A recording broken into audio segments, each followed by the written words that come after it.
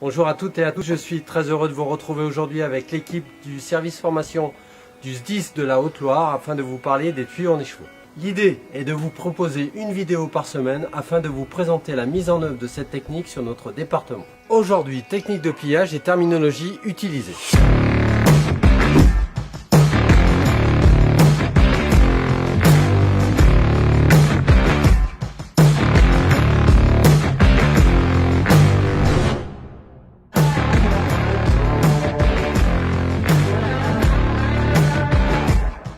Rouler un tuyau en couronne nécessite 2 sapeurs-pompiers. Cette technique peut être traumatisante pour le dos.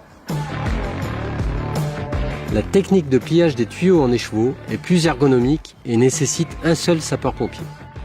Le portage des tuyaux en écheveau sur les épaules permet une répartition uniforme de la charge.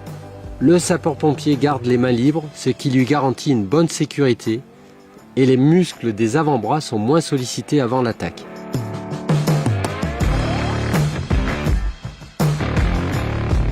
Placer le premier demi-raccord au niveau de la cheville et faire glisser le tuyau contre soi jusqu'à son autre cheville.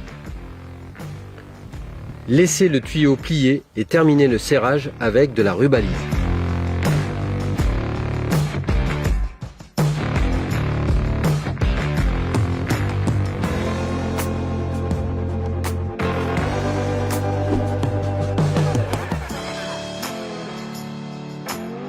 Placez le demi-raccord au niveau de la cheville comme le tuyau en Z.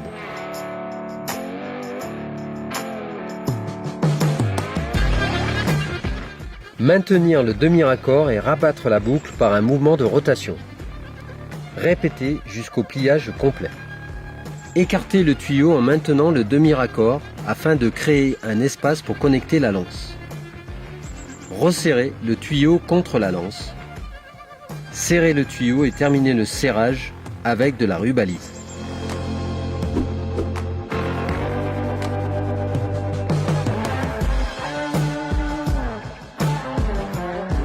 Elle est constituée d'un tuyau de 45 en haut, d'une lance et de 2 tuyaux en Z. Ou d'un tuyau de 45 en haut, d'une lance et de 2 tuyaux en couronne. Elle est constituée de 3 tuyaux de 70 en Z et d'une division 65 2x40 préconnectée.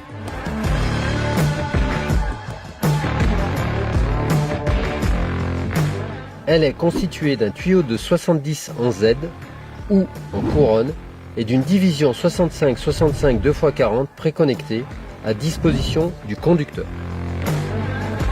Pour résumer, nous venons de voir le pliage en Z d'un tuyau de 45 et d'un tuyau de 70, le pliage en haut d'un tuyau de 45 et la composition d'une ligne d'attaque, d'une division d'attaque et d'une division d'alimentation pour le conducteur.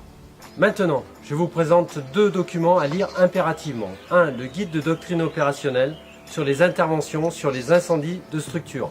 Et 2. Le guide des techniques opérationnelles sur les établissements et les techniques d'extinction.